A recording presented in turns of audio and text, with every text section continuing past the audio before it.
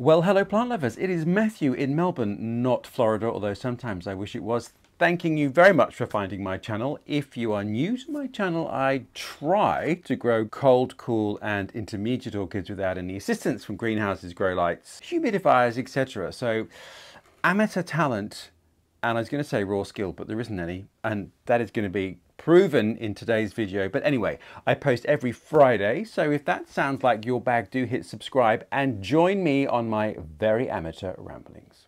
And so yes, plant lovers, there is a bloom before us and some other sort of spiky leaves. So let's dive right in and say this video is all about my Holcoglossum and Holcoglossum cross collection.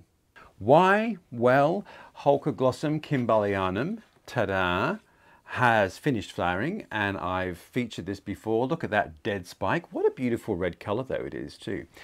But it was this that just seemed so easy to grow and loved my climate so much that led me about this time last year on a bit of a binge where I bought all of these others, and I'll link that video below. So I just thought, you know what, maybe it's a good time to check in with the others that were bought on the binge caused by this and just see how well or not I'm going. But before we go any further, let's just have a look at this beauty kimballianum, Holcoglossum kimballianum. Now look at that plant, look how vigorous and healthy it is. What I also love, can you see there are these sort of red speckles on the stem, which is really beautiful, and then the red of the old flower spike, which is gorgeous. The flowers are delicious, relatively long lasting, just so elegant and beautiful. And what we are going to do, plant lovers, is actually just cut off that flower spike with my wonderful Chinese scissors because we don't need it anymore. Snip, there we are, gone. So yes, Holcoglossum kimballianum was the Holcoglossum that began it all. Now we'll go through each one by one. They're all from similar high altitude parts of the world, but let's look at Holcoglossum kimballianum first. So Holcoglossum kimballianum is found in those mountainous parts of northern Myanmar, Laos, Thailand and southern China. So those sort of high altitude areas. And a lot of those regions produce species orchids and then hybrids from them that do very well in my climate here in Melbourne, even though we're not high elevation, but we're relatively cool-ish.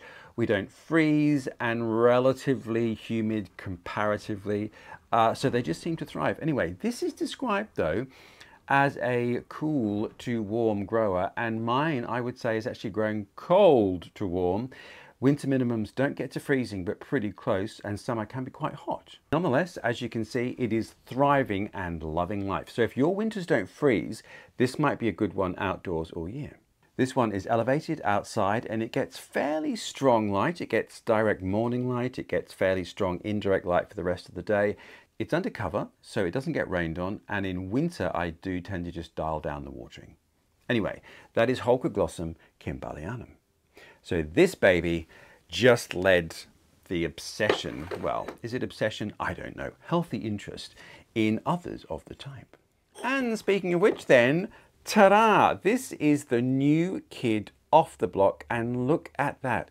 It's one little flower spike with two flowers. Look at that little hooded bit there. So it must be, as Darwin would say, pollinated by something with a long proboscis that can get down there. So maybe a moth or a butterfly, as it's white. It might be a night pollinator. Anyway, this is Holcoglossum lingulatum. Ta-da! And this little beauty is only found in southern China. And as you can see, it's found in northwest Guangxi and southeastern Yunnan province. Again, one of those botanical hotspots where all manner of wonderful things have emerged over time. But this is the first time it's bloomed for me. So I bought this at the same time as I bought everything else. And in fact, the date is on here, June last year. And when I bought it, there was an old flower spike. So it had bloomed, even though I thought it's quite small. Now, on doing some more research, I've discovered that this is in fact quite a small growing plant. You could perhaps call it miniature, maybe not. I don't think it's that small. But anyway, not as boisterous as its Holcoglossum kissing cousin, and a little smaller. So as you can see, the flower spike, now we've got our dead Holcoglossum flower spike here, so you can see the length of that in comparison to that. I think this still has some ways to go, so maybe next year when it flowers, the spike might be a little longer with more blooms, and I'm sure that will be the case as the plant gets bigger it will bloom, well, have more blooms on the spike for me, but nonetheless, I am really thrilled. It is such a delicate flower. It's basically white, but with sort of touches of purple around the lip there, at the center of the flower. Isn't it beautiful? So it's grown really well for me. It's in exactly the same area as its Holcoglossum kissing cousin here. There we are. So it's elevated, so it gets lots of air movement. It gets bright indirect light, a little bit of direct morning light. And like its other kissing cousin, I do tend to ease off the watering a bit in winter. Otherwise, same conditions. So I liquid fertilize throughout the warmer months, the growing season, and I will link the care video I made for Holcoglossum kimballianum, which goes into more detail about that. So a little bit of diluted liquid fertilizer. Now that can either be a fertilizer, which can either be an orchid specific one or a general one, and I always dilute that really down to maybe 1/8, 1/10 of the recommended dose. But I also give my orchids a tonic every now and then, so something that might be seaweed based or a worm juice. And again, I dilute those down. Now, someone did ask me what worm juice is, and it's the runoff from worm farms. So you catch that liquid and it's full of amazing botanical deliciousness for your orchid. So not necessarily a fertilizer, but a tonic. So the flowers are delicious. There's no fragrance at all, but who cares? Because the flower is so very pretty. Now I'm thrilled then. So this is a species, which means this is the plant as it's found in the wild. And I'm just thrilled that this one has decided to bloom for me for the first time this year, which means it's happy in the position it's in. It did bloom before, so it's flowering size, which means I'm doing the right thing. Well, I'm doing the right thing for that one. So let's move on to something else that I have had bloom, and in fact does have a flower spike, but I've made the same mistake twice, plant lovers. Now, who was it? I don't know. Was it Einstein that said if you keep doing the same thing and expect a different result, you're basically stupid? Well, look at that. Can you see firstly how brown the center is? Rot. Yes, I have got this one too wet in the cold and it has got spots of rot. But before we get to that, let's look at what it is. So it's a cross between Holcoglossum subulifolium and Vanda coerulescens. There you go. Can you see that? And this one has bloomed for me and I have made a care video about it. And it is, as you can perhaps garner from the name, the most beautiful sort of bluey lilac flower. Absolutely gorgeous. Now let's just look at where its ancestors come from, because once again it kind of gives us a clue to the care. So the Holcoglossum ancestor, the subulifolium, grows a little further sort of east than all the others we've looked at. And you can see on the map here, it is found in Myanmar, Thailand, Vietnam and Hainan province, which is that sort of subtropical island of China. It's a slightly different environment and is described as a cool to cold grower, which is perfect for my environment. And in fact, we have one right here. So this is one half of the parents of this one. So here we have Holcoglossum subulifolium. But let's get to this first, because this is a bit of a failure. Now the Vanda parent of this cross comes from a bit further west. So it comes from still that high altitude sort of Himalayan area around Assam, Bhutan, northern India, stretching across into Myanmar, Vietnam, China. These all tend to come from similar areas, but a bit of geographic isolation. And it is described as a hot to cool grower and again high elevation. So those two species have been crossed to make this one, and it bloomed for me before, even though when I bought the plant wasn't in great condition. So this was one that I decided to keep indoors in winter and then outdoors in summer. So all of these ones stay outdoors all year. This one wintered inside and bloomed. So I bought it in because it's now winter here in Australia, and it has got a flower spike, which I'll come and show you, which is very exciting. But look at the crown. Now, before I bought it in, I must have just allowed it to get wet and damp, and we have got rot in the top.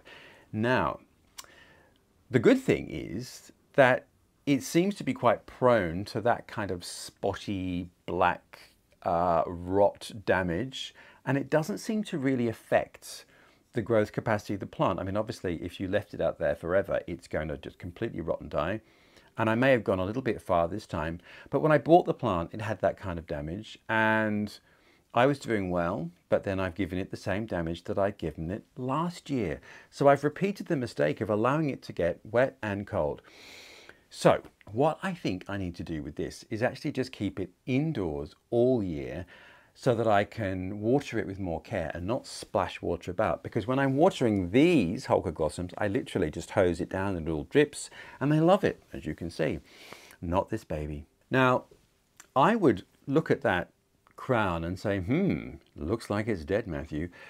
But I have damaged a leaf before and it continued to grow. So I'm hopeful that that leaf will still continue to grow. The tip will be damaged and then the rest of the leaf will be green, as has happened.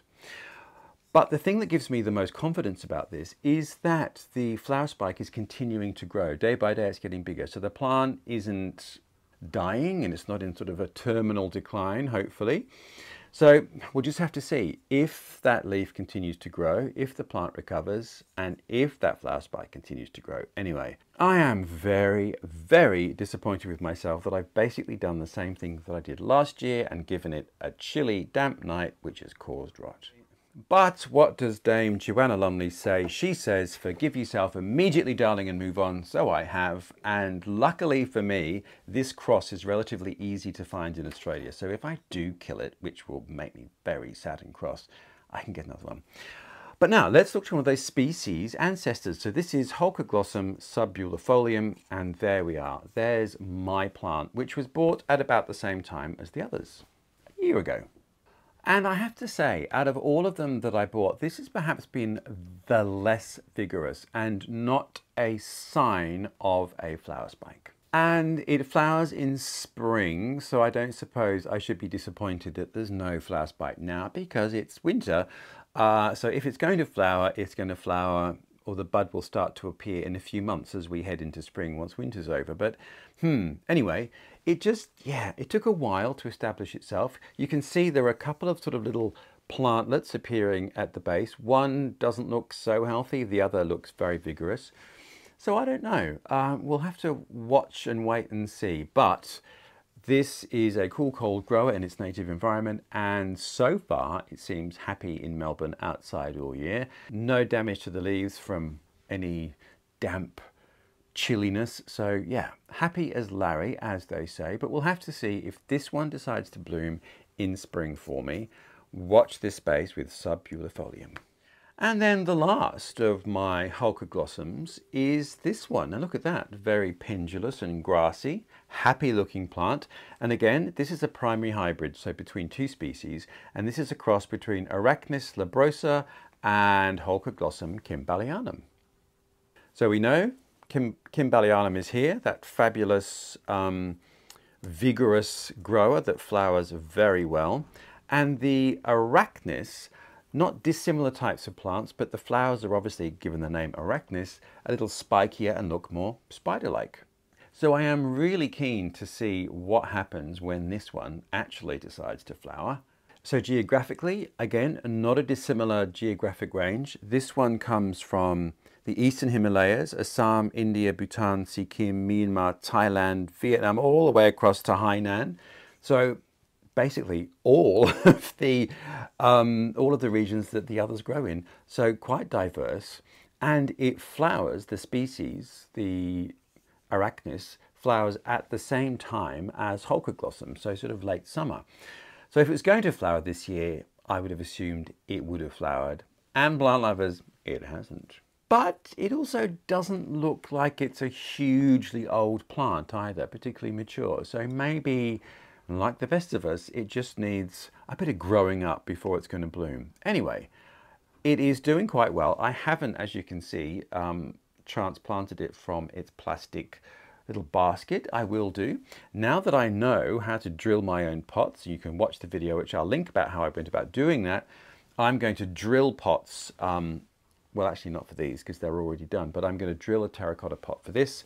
I did drill a terracotta pot for this one, which is the Holcoglossum subulifolium crossed with the Vanda. So that's my own little drilled pot. I could actually put more holes in that, I think. So I'll do the same little orchid craft project for this one. So I'm keen to see this one bloom, and I'm keen to see what the flowers look like as the cross should be quite interesting. So it's getting the same conditions. It comes from similar geographic areas, so high altitude, misty, moist, brightish indirect light. So it's in the same place as all of these outside. So on paper, should be happy, should bloom. And like all of them, I'm feeding them with liquid feed during the warmer growth periods. And then in winter, no food, but occasional watering, letting them dry out a little bit between watering so they're not kept too moist during winter. So there you are, plant lovers. There is my Holcoglossum catch-up. One continued success with kimballianum, which I think I have obviously mastered. Look at that. And look at the secondary plant that's growing up. That is really exciting because hopefully that will bloom obviously at the same time as the main plant, and I'll have 2 spikes, which will make me very, very happy because they are absolutely stunning. The second success is Holcoglossum lingulatum because it's bloomed for the first time for me, so it's clearly happy. The major failure is the Holcoglossum Vanda cross because I have managed to once again rot the leaves and possibly the crown by getting it wet and damp. Stupid me, though it does have a flower spike which is still growing, so things aren't that desperate. And then the other 2 are just sort of chugging away but not really doing anything at this point. This one, it is not the flowering season yet. This one, the flowering season has passed. So we could say we failed with that, but I will just say that this plant is growing up and isn't yet ready to show us what those flowers look like. When it does bloom, I'll come and visit it again and show you. Well, there we are, plant lovers. I hope you have liked my race through Holcoglossum, but we'll just end with the triumphant flowering of Holcoglossum lingulatum. The lingulatum, incidentally, means strap-like, strap-shaped, so I'm presuming that is referring to the leaves. But what a pretty little thing. So I'm very much looking forward to this getting a bit bigger and maybe gracing us with a slightly bigger spike each year with slightly more blooms. But until that happens, plant lovers, you'll have to subscribe to see what possible adventures we'll be getting up to next week. But many thanks for finding me. Many thanks for watching. Leave any comments below if you're just outraged at my foolishness. Don't tell me because I already know that with this one I have just made the same silly mistake. But we all are here to learn and make mistakes. Many thanks for watching. I look forward to seeing you next week, and in the meantime, take care wherever you are, and I'll see you on Friday.